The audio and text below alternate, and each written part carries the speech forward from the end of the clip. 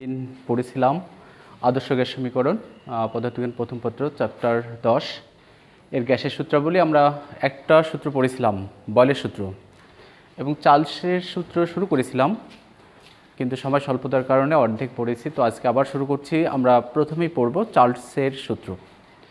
চার্লসের সূত্র তোমাদের জানা আছে যে গ্যাসের চলরাশি তিনটা, একটা হচ্ছে চাপ, আয়তন, আর হচ্ছে চাপ, আয়তন আর তাপমাত্রা। তো চার্লসের সূত্রে এদের মধ্য থেকে চাপকে ধ্রুবক রেখে আয়তন এবং তাপমাত্রার মধ্যে সম্পর্ক স্থাপন করা হয়। চার্লসের সূত্রটা হচ্ছে তোমাদের গতদিনই জানা আছে যে স্থির চাপে নির্দিষ্ট ভরের কোনো গ্যাসের তাপমাত্রা 0 ডিগ্রি সেলসিয়াস হতে প্রতি ডিগ্রি সেলসিয়াস বৃদ্ধি বা হ্রাসের জন্য 0 ডিগ্রি সেলসিয়াস তাপমাত্রার আয়তনের 1/273 অংশ পরিবর্তিত হয়। এক্ষেত্রে তাপমাত্রা বৃদ্ধি পেলে আয়তন বাড়বে, তাপমাত্রা হ্রাস পেলে আয়তন কমবে। সে যদি 0 ডিগ্রি সেলসিয়াস তাপমাত্রায়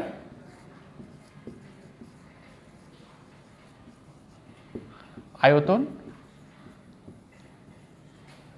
V0 হয়, তাহলে 1 ডিগ্রি সেলসিয়াস তাপমাত্রায় নির্দিষ্ট ভরের আয়তন হবে V1 সমান V0 প্লাস V0/273। অর্থাৎ যেহেতু তাপমাত্রা এখানে 1 ডিগ্রি সেলসিয়াস বেড়ে গেছে, তাই আমাদের আয়তনও বেড়ে গেছে। কতটুকু বেড়ে গেছে? 0 ডিগ্রি সেলসিয়াস তাপমাত্রার আয়তনের 1/273 অংশ, অর্থাৎ V0/273 অংশ বেড়ে গেছে। এভাবে তাপমাত্রা যদি আমার T ডিগ্রি সেলসিয়াস হয়, তাহলে আয়তন হবে VT সমান V0 প্লাস V0T/273। এটাকে লেখা যায় V0 ইন্টু 1 প্লাস T/273, অর্থাৎ লেখা যায় V0 into 273 plus T divided by 273, অর্থাৎ লেখা যায় V0 ক্যাপিটাল T/273, যেখানে আমাদের ক্যাপিটাল T সমান হচ্ছে স্মল টি প্লাস 273, অর্থাৎ ক্যাপিটাল টি হচ্ছে পরম তাপমাত্রার পরম স্কেলের তাপমাত্রা, আর স্মল টি হচ্ছে সেলসিয়াস স্কেলের তাপমাত্রা। তাদের মধ্যে সম্পর্ক আমরা জানি যে সেলসিয়াস স্কেলের তাপমাত্রার সাথে 273 যোগ করে নিলে আমরা কেলভিন স্কেল অর্থাৎ তাপমাত্রার পরম স্কেলের তাপমাত্রা পাই। তো এখান থেকে আমরা দেখতে পাই ভিটি সমানুপাতিক ক্যাপিটাল টি। অর্থাৎ আমরা যদি এখানে V0/273 অংশটাকে ধ্রুবক ধরি, তাহলে ভিটি এর সাথে আমার তাপমাত্রার সম্পর্ক পেয়ে যাই। ভি সমানুপাতিক হচ্ছে ক্যাপিটাল টি, অর্থাৎ তাপমাত্রা পরম স্কেলের তাপমাত্রার সমানুপাতিক। অর্থাৎ চার্লসের সূত্র থেকে আমরা বলতে পারি স্থির চাপে কোনো গ্যাসের নির্দিষ্ট পরিমাণের আয়তন তার পরম তাপমাত্রার সমানুপাতিক। এটাই হচ্ছে চার্লসের সূত্রের রূপ। এখান থেকে লেখা যায় যে কে একটি সমানুপাতিক ধ্রুবক, অথবা লেখা যায় V/T সমান কে।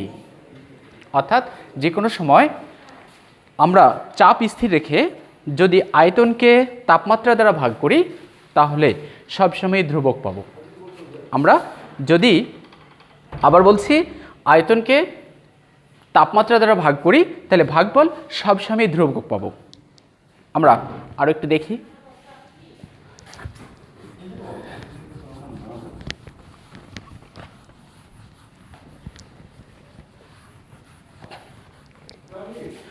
আমরা যদি VT1 তাপমাত্রায়,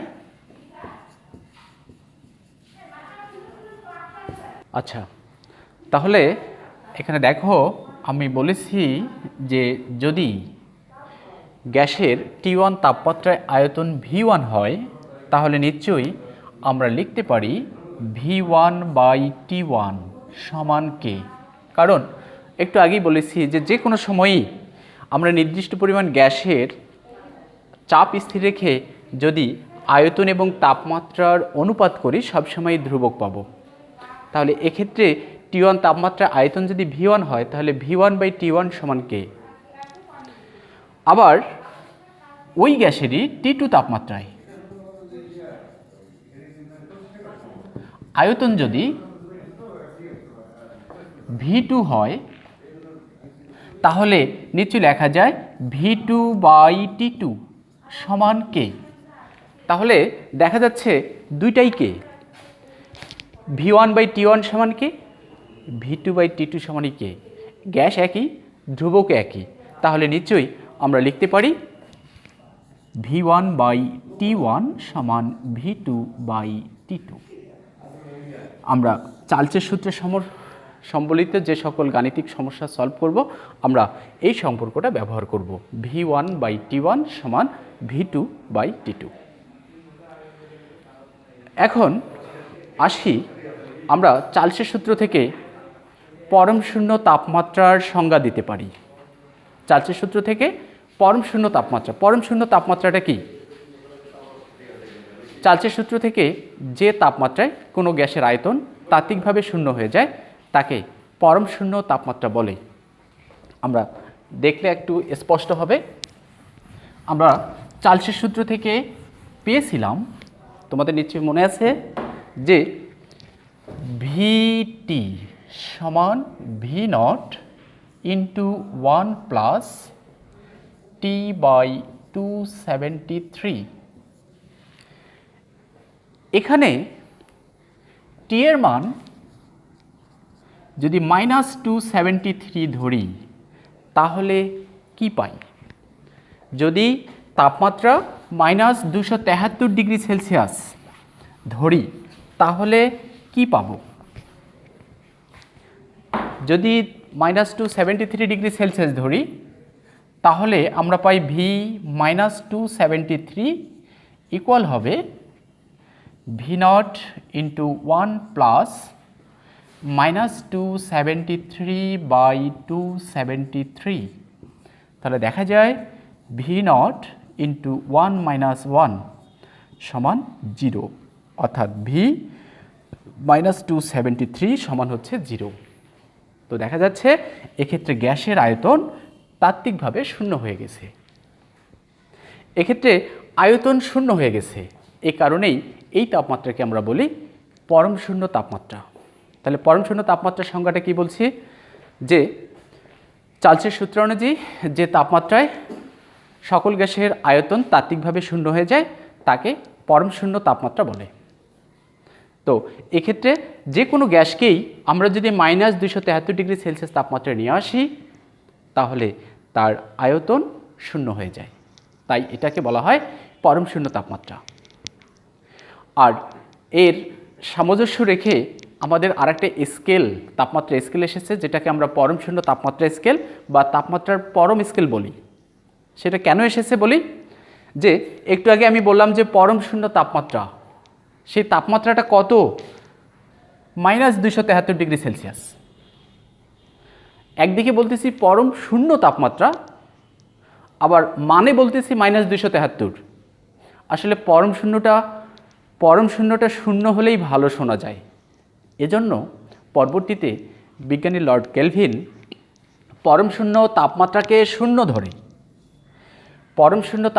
শূন্য ধরে তাপমাত্রার নতুন একটি স্কেল আবিষ্কার করেছেন, যেটাকে আমরা বলি পরম শূন্য তাপমাত্রা স্কেল বা তাপমাত্রার পরম স্কেল। তাহলে তাপমাত্রার পরম স্কেলে পরম শূন্য তাপমাত্রা হচ্ছে 0 ডিগ্রি বা 0 কেলভিন, আর সেলসিয়াস স্কেলে এই তাপমাত্রাটা হচ্ছে -273 ডিগ্রি সেলসিয়াস। তাহলে এদের মধ্যে বেসিক পার্থক্য হচ্ছে 273 - 0, 273 ডিগ্রি। এ কারণেই আমরা যে কোনো সময় সেলসিয়াস স্কেলের সাথে 273 যোগ করে নিলে আমরা কেলভিন স্কেলে তাপমাত্রা পাই। অর্থাৎ ক্যাপিটাল টি আর স্মল টি এর সম্পর্ক এটাই, ক্যাপিটাল টি সমান হবে স্মল টি প্লাস 273। তাহলে ক্যাপিটাল টি হচ্ছে কেলভিন স্কেলের তাপমাত্রা আর স্মল টি হচ্ছে সেলসিয়াস স্কেলের তাপমাত্রা। এখন আসি, যেহেতু চার্লসের সূত্রে আমরা গ্যাসের চাপ স্থির রেখে তাপমাত্রা এবং আয়তনের সম্পর্ক নির্ণয় করেছি, এগুলো একটু লেখচিত্রে কেমন দেখা যাবে। তোমাদের নিশ্চয়ই মনে আছে আমরা টি এর সাথে সম্পর্ক পেয়েছি ভি সমানুপাতিক টি। এই সমীকরণ দেখেই নিশ্চয়ই বোঝা যাচ্ছে কেমন হবে লেখচিত্র। আমরা দেখতে পাচ্ছি এটা হচ্ছে y ইকুয়াল টু mx, এর সাথে তুলনা করতে পারি। কার সাথে? y equal to mx। দেখো এখানে একটা চলক y যা v দ্বারা রিপ্লেস, কে m দ্বারা রিপ্লেস, আর t হচ্ছে x দ্বারা। তাহলে এইটা কিসের সমীকরণ তোমরা নিশ্চয়ই জানো, এটি হচ্ছে মূল বিন্দুগামী সরলরেখার সমীকরণ। তাহলে আমরা ভি এবং টি এর মধ্যে যদি লেখচিত্র দেখতে চাই তাহলে নিশ্চয়ই বুঝতে পেরেছ যে এটি হবে মূল বিন্দুগামী সরলরেখা। অর্থাৎ আমরা একদিকে যদি তাপমাত্রা টি পরব স্কেলে দেই, আর একদিকে যদি আয়তন ভি দেই, তাহলে লেখচিত্র পাবো মূল বিন্দুগামী সরলরেখা, যেটা y ইকুয়াল টু mx এর সমতুল্য। এখানে এই সরলরেখার ঢাল কত হবে? ঢাল হবে এই কে এর মানের সমান। তো আরেকটা লেখচিত্র দেখি। আমরা একদিকে যদি স্মল টি আর একদিকে যদি ভি দেই, স্মল টি মানে সেলসিয়াস স্কেলের তাপমাত্রা, আর একদিকে আয়তন দেই, তাহলে লেখচিত্রটা কেমন হবে? এইটা কি মূল বিন্দুগামী সরলরেখা হবে? না, কারণ আমাদের স্মল টি এর সাথে সম্পর্ক কি ছিল? এরকম ছিল ভিটি সমান V nought plus V nought T by 273। এটা y equal to mx plus C এর সাথে সমতুল্য, অর্থাৎ y অক্ষকে ছেদকারী সরলরেখার সাথে সমতুল্য। তাহলে এটি লেখচিত্র হবে আমাদের y অক্ষকে ছেদ করে যাবে, y অক্ষকে ছেদ করে যাবে, এবং মনে রাখবে এটা x অক্ষকে সেই বিন্দুতেই ছেদ করবে। কোন বিন্দুতে? -273 ডিগ্রি সেলসিয়াসে। অর্থাৎ আমাদের দেখো এই বিন্দুতে কিন্তু আয়তন শূন্য। আমরা চার্লসের সূত্র থেকে তাত্ত্বিকভাবে দেখেছি আয়তন শূন্য কোথায় হয়? -273 ডিগ্রি সেলসিয়াস তাপমাত্রায়। তাহলে এই দুটো লেখচিত্রের মধ্যে বেসিক পার্থক্য এটাই, যে এটা হচ্ছে মূল বিন্দুগামী আর এটা হচ্ছে y অক্ষকে ছেদকারী সরলরেখা। তো এটাই হচ্ছে মোটামুটি চার্লসের সূত্র থেকে এগুলো পড়লেই হবে। আমাদের আর একটা সূত্র আছে, সেটা হচ্ছে রেনোর চাপীয় সূত্র।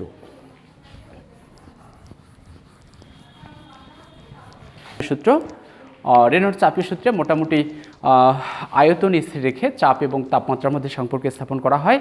তো রেনোর চাপীয় সূত্রটা হচ্ছে এরকম, যে স্থির আয়তনে নির্দিষ্ট পরিমাণ গ্যাসের চাপ 0 ডিগ্রি সেলসিয়াস হতে প্রতি ডিগ্রি সেলসিয়াস বৃদ্ধি বা হ্রাসের জন্য 0 ডিগ্রি সেলসিয়াস তাপমাত্রা চাপের 1/273 অংশ পরিবর্তিত হবে। ঠিক চার্লসের সূত্র মতোই সেখানে চাপ স্থির ছিল আর এখানে স্থির হচ্ছে আয়তন। তাহলে আমরা প্রথমত ধরে নেই 0 ডিগ্রি সেলসিয়াস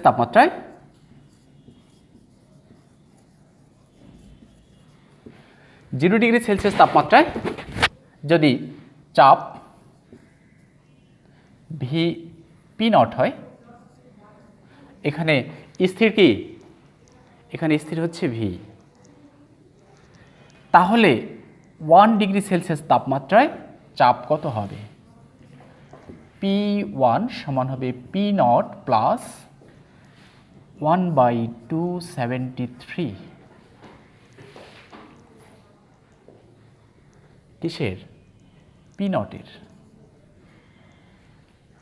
তাহলে টি ডিগ্রি সেলসিয়াস তাপমাত্রায় চাপ কত হবে? পি টি সমান হবে P nought plus P nought T by 273। এটাকে লেখা যায় P nought into 273 plus T by 273। অর্থাৎ লেখা যায় P nought capital T by 273। এখান থেকে দেখা যায় পিটি সমানুপাতিক হবে ক্যাপিটাল টি। অর্থাৎ আমরা চার্লসের সূত্রে যেমন পেয়েছিলাম ভিটি সমানুপাতিক টি, এখানে রেনর চাপের সূত্রে এসে পাচ্ছি পিটি অর্থাৎ পি সমানুপাতিক টি। অর্থাৎ তাপমাত্রা যত বাড়বে আয়তন স্থির রেখে চাপ তত বাড়বে। এটাকে যদি আমরা আরেকটু বিস্তারিত পড়ি তাহলে এটাকে লিখব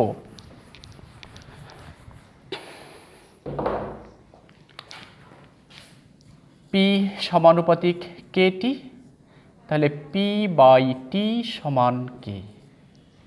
নিশ্চয়ই চার্লসের সূত্র মতো করে এখানে লেখা যায় P1 বাই T1 সমান হবে P2 বাই T2। আমরা গাণিতিক সমস্যাগুলো সলভ করব এই সমীকরণ থেকে। তাহলে রেনল্ডস চাপীয় সূত্রের যদি লেখচিত্র দেখি কেমন পাবো? ঠিক চার্লসের সূত্রে যেমন পেয়েছিলাম তেমনই হবে। চার্লসের সূত্রে কেমন পেয়েছিলাম একটু দেখিয়ে দেই।